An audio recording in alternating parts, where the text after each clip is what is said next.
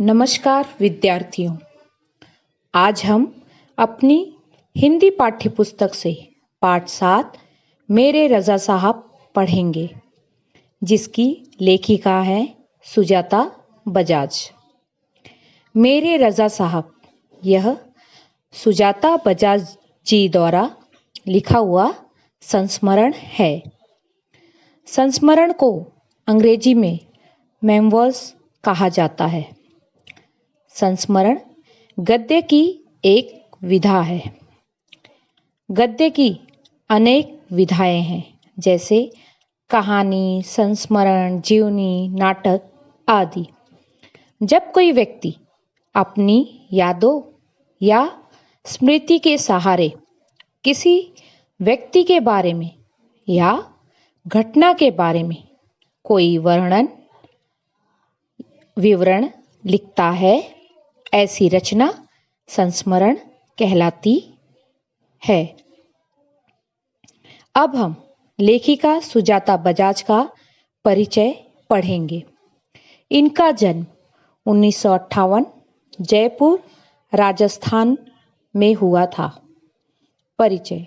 सुजाता बजाज जी एक प्रसिद्ध चित्रकार हैं। आजकल आप पेरिस में रहती हैं। आपके चित्र एवं मूर्तिकला भारतीय रंग में डूबी हुई रहती हैं। आपके चित्रों एवं मूर्तियों पर प्राचीन संस्कृति एवं कला की छाप दिखाई पड़ती है। आपने अपनी कला में ऐसी दुनिया का सृजन किया है जिसमें सादगी भी है और रंगीनी भी, खुशी भी है और गम भी। प्रमुख कृतियां। सुजाता जी द्वारा बनाए गए गणेश जी के चित्रों पर आधारित एक पुस्तक प्रकाशित। गद्य संबंधी। प्रस्तुत पाठ में प्रसिद्ध चित्रकार सैयद हैदर रजा के बारे में लेखिका सुजाता बजाज ने अपने संस्मरण लिखे हैं। यहाँ रजा साहब के सर्वधर्म समभाव, मानव मात्र से प्रेम, युवा कलाकारों को प्रोत्साहन, उनकी जिज्ञासा वृत्ति, कृतियों के प्रति लगाव आदि गुणों को दर्शाया है। इस पाठ में एक सच्चे कलाकार के दर्शन होते हैं। थोड़े से शब्दों में मैं आपको रजा साहब का परिचय कराना चाहती हूँ। सैयद हैदर रजा, जिन्हें SH रजा के नाम से भी जाना जाता है, इनका जन्म 22 फरवरी 1922 को मध्य प्रदेश में हुआ था। यह एक जाने माने भारतीय चित्रकार थे जो सन 1950 के आसपास से फ्रांस में ही रहते थे और वहीं कार्य भी करते थे। भारत सरकार ने इस प्रतिष्ठित चित्रकार को पद्म विभूषण 2013, पद्म भूषण 2007, पद्मश्री 1981 जैसे सम्मानों से नवाजा है। इनकी मृत्यु 23 जुलाई 2016 में हुई। अब हम पाठ पढ़ेंगे। 23 जुलाई सुबह सुबह ही समाचार मिला, रजा साहब नहीं रहे। और यह सुनते ही मानस पटल पर यादों की एक कतार सी लग गई। अब जब लेखिका सुजाता बजाज जी 23 जुलाई को जब सुबह सुबह वह समाचार पढ़ रही थी, तब जाकर उन्हें मालूम पड़ा कि रजा साहब की मृत्यु हो गई। और उनके मन पर, मानस पटल अर्थात जिसका अर्थ होता है मन, उनके मन पर रजा साहब के साथ बिताए हुए जो दिन थे, जो प्रदर्शनी में उन्होंने एक साथ वक्त बिताया था, वो सारी चीजें एक तरह से उनके मन में एक तरह से घूमने लगी, विचारों में घूमने लगी, एक यादों की कतार सी लग गई। पिछले फरवरी की ही बात है। पिछले फरवरी की ही बात है।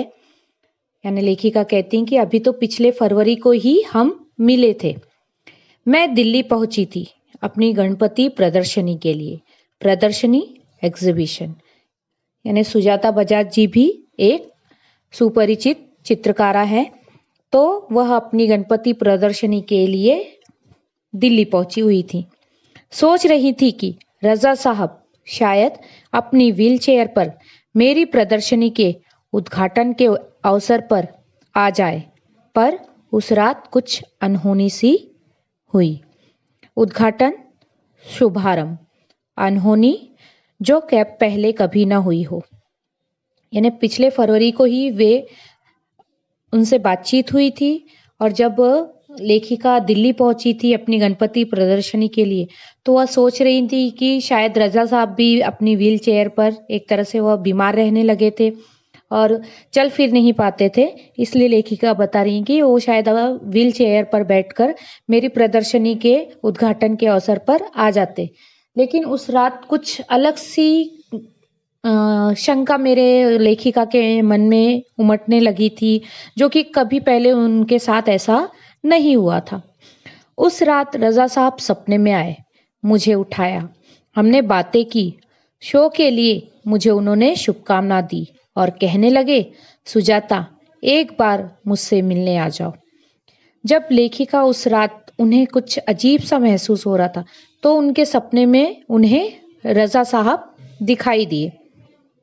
तब वो बताती हैं कि जैसे रजा साहब ने उनको नींद से उठाया, उनसे बातें की, उनकी प्रदर्शनी के लिए उन्हें बहुत सी शुभकामनाएं दी और कहा कि भाई सुजाता एक बार तुम मुझसे मिलने आ जाओ। अब मैं जाने वाला हूँ। यानी उनकी तबीयत ठीक नहीं रहा करती थी, तो ये सारी चीजें एक तरह से विचारों के रूप में, सपनों के रूप में लेखिका के दिमाग में घूम रही थी। इसके बाद तो रुकना मुश्किल था, और ये सारी बातें जब बुरे ख्याल, बुरे विचार आने लगे, तो लेखिका ने कहा कि तब मेरा रुकना मुश्किल हो गया था। मैं पहुंच गई उनसे मिलने, और सुजाता बजाज जो कि लेखिका है वह रजा साहब से मिलने पहुंच गई। वे अस्पताल में शून्य की तरह लेटे हुए थे। मैंने उनके हाथों को छुआ। शून्य, अचेत। अब जब लेखिका अस्पताल में पहुंची रजा साहब को देखने के लिए, तो वह एक तरह से अचेत अवस्था में थे, यानी कि एक तरह से बेहोशी की अवस्था, लेकिन तो भी इंसान को उसमें होश रहता है। तो जब लेखिका ने उनके हाथों को छुआ, सिर्फ सांस चल रही थी, अलविदा कहकर लौट आई। सिर्फ एक तरह से कहते हैं ना कि वो अपने होशो हवास में नहीं थे रजा साहब, बस कोई भी आ रहा है जा रहा है उन्हें वो चीज पता ही नहीं चल रही थी। सिर्फ ये था कि उनका शरीर तो था और शरीर में एक तरह से सांस चल रही थी, और लेखिका को यह देखा नहीं गया, और वह कुछ समय वहां पर ठहर कर फिर वो वहां से विदा लेकर चली आई।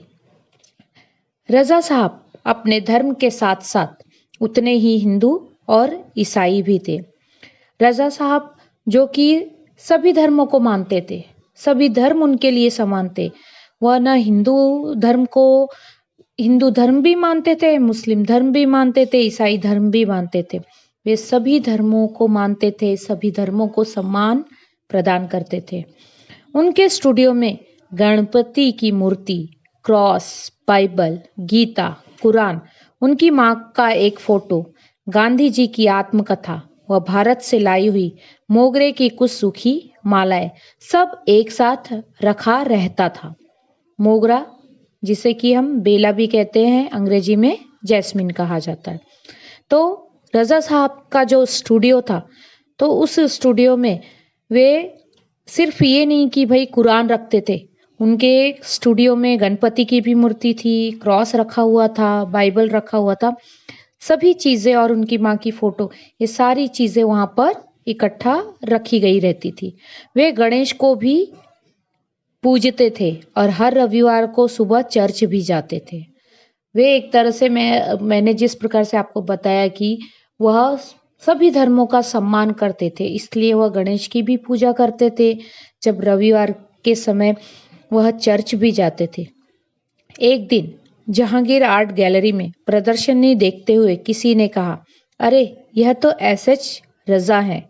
अब यहाँ पर लेखिका ने रजा साहब के साथ जो समय बिताया था, अब लेखिका उस समय में चली जाती हैं और वह उस समय की घटनाओं को हमारे सामने प्रस्तुत करती हैं कि एक दिन वो जहांगीर आर्ट गैलरी में प्रदर्शनी देखने के लिए गई थी। तो वहां पर किसी ने उन्हें बताया कि भाई ये एसएच रजा है। जहांगीर आर्ट गैलरी यह बच्चों मुंबई के काला घोड़ा इलाके में स्थित है। जहांगीर आर्ट गैलरी कलाकारों के लिए सबसे प्रतिष्ठित आधुनिक जगह मानी जाती है। इस आर्ट गैलरी का निर्माण 1952 में किया गया था, जिसमें एक तरह से 4 प्रदर्शनी हॉल है, यानी एग्जीबिशन हॉल है। इस बड़ी आर्ट गैलरी के माध्यम से अपनी कला का चित्रकार प्रदर्शन करते हैं और एक तरह से उत्साहित रहते हैं कि भाई इस इतनी बड़ी गैलरी में उनकी कला का प्रदर्शन लग रहा है। मैं एकदम सावधान हो गई। कोई मेरी सूची में उनका भी नाम था। सुजाता जी कहती हैं कि मैं एकदम सावधान हो गई, यानी एक तरह से अलर्ट हो गई। क्यों? क्योंकि मेरी सूची में उनका भी नाम था, यानी मेरी लिस्ट में उनका भी नाम था कि एक दिन मैं रजा साहब से, इतने बड़े जो चित्रकार हैं, मैं उनसे एक बार जरूर मिलूंगी। मैंने उनके पास जाकर कहा, रजा साहब आपसे बात करनी है। वे देखते ही रह गए। और जिस प्रकार से मैंने रजा साहब के लेखिका बताती हैं कि जैसे ही मैं रजा साहब के पास गई और मैंने कहा कि मुझे आपसे कुछ बात करनी है, जबकि हमारी कोई भी पहचान नहीं थी, और अचानक से मैंने उनके पास जाकर कहा कि आप मुझे आपसे कुछ बातें करनी है, तो अब मेरा मुंह देखते ही रह गए कि भाई ये कौन है। उन्होंने मुझे इंटरव्यू दिया। बहुत सारी बातें हुई और लेखिका ने बताया कि मैंने उनका इंटरव्यू लिया। बहुत सी बातें चित्रकारिता के बारे में, बहुत सी बातें मैंने उनसे पूछी। अचानक मुझसे पूछने लगे कि आप और क्या क्या करती हैं।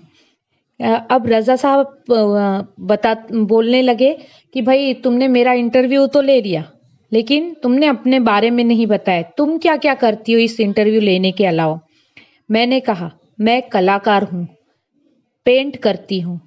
अब सुजाता जी ने यहाँ पर कहा, रजा साहब को बताया कि मैं भी एक कलाकार हूँ, मैं भी पेंट करती हूँ, पेंटिंग बनाती हूँ, मैं भी चित्रकारी करती हूँ।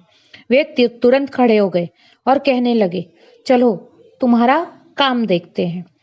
अब यहाँ पर रजा साहब, जब लेखिका ने उनसे कहा कि मैं भी पेंटिंग करती हूँ, मैं भी एक तरह से चित्रकारी करती हूँ, तो उनसे रहा नहीं गया और उन्होंने क्या कहा कि चलो तुम्हारा काम देखते। क्यों? क्योंकि इस समय मैं सिर्फ उनसे उनके बारे में जान रही थी, तो बहुत उत्साहित हो गए कि भाई ये यहाँ पर इंटरव्यू ले रही है, किस प्रकार की पेंटिंग करती होगी। मैं सोच में पड़ गई। मेरा काम तो पुणे में है। उन्हें बताया तो वे बोले चलो पुणे।